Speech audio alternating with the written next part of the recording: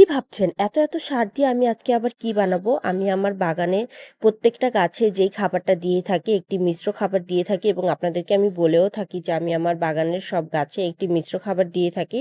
আর সেই সারটাই আজকে তৈরি করব। অনেকেই আমার কাছে জানতে চেয়েছেন কিভাবে আমি এই সারটা তৈরি করি। তাই ভাবলাম আজকে যেহেতু তৈরি করছি আপনাদের সঙ্গে শেয়ার করি আমি কিভাবে এই সারটা তৈরি করে থাকি। মিশ্র জৈব সারটা তৈরি করার জন্য আমাদেরকে ভার্মি কম্পোস্ট, হাড়ের গুঁড়া, শিংকুচি, নিমখৈল, ঝিনুক গুঁড়া নিতে হবে। আর এর পরিমাণটা হচ্ছে ৮ কেজি পরিমাণে আমাদেরকে ভার্মি কম্পোস্ট নিতে হবে। প্রথমে আমি ৮ কেজি ভার্মি কম্পোস্ট ঢেলে নিচ্ছিলাম।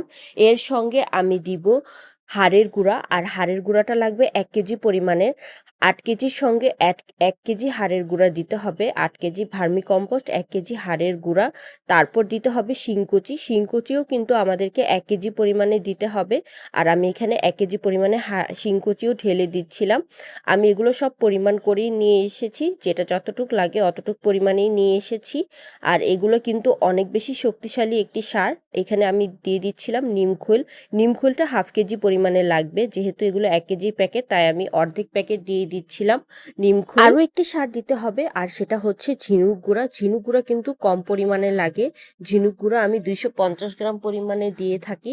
আর এটা কিন্তু একটি পরিমাপ রয়েছে। প্রত্যেকটা সারই, যেহেতু মিশ্র সার তৈরি করছি, প্রত্যেকটা সারের পরিমাপ কিন্তু অবশ্যই সঠিক রাখতে হবে। আর এই সারটা একবার বানালে কিন্তু প্রায় ১ বছর চলে যায়, যেহেতু এগুলো অনেক কম পরিমাণে গাছের গোড়ায় দিলেই হয়ে যায়। আর একবার গাছের গোড়ায় দেওয়ার পর ৩-৪ মাস কিন্তু আর সার দেওয়ার প্রয়োজন পড়ে না। এই সারটাই যেহেতু অনেক শক্তিশালী একটি খাবার হয়ে থাকে, আর এটাই কিন্তু গাছে প্রচুর পরিমাণের ফলন আনে। আমার গাছের ফলন দেখে আপনারা জানতে চান আমি কি সার দেই গাছে, আমি কিন্তু এই সারটাই দিয়ে থাকি। এছাড়া কোনো রাসায়নিক সার আমি আমার বাগানের গাছগুলোতে দেই না। তো যেহেতু সারটা তৈরি করা আমার হয়ে গেছে, খুব ভালোভাবে সবগুলো সার মিক্স করতে হবে, তাহলেই কিন্তু মিশ্র সারটা তৈরি হয়ে যাবে। আর এরপর আমি সব গাছের গোড়ায় দিয়ে দিচ্ছিলাম সারটাকে। আমার বাগানের যত ফল সবজির গাছ রয়েছে সব গাছের মাটিতে আমি এই সারটা দিয়ে থাকি। মাটির পরিমাপ অনুযায়ী সার দিতে হবে।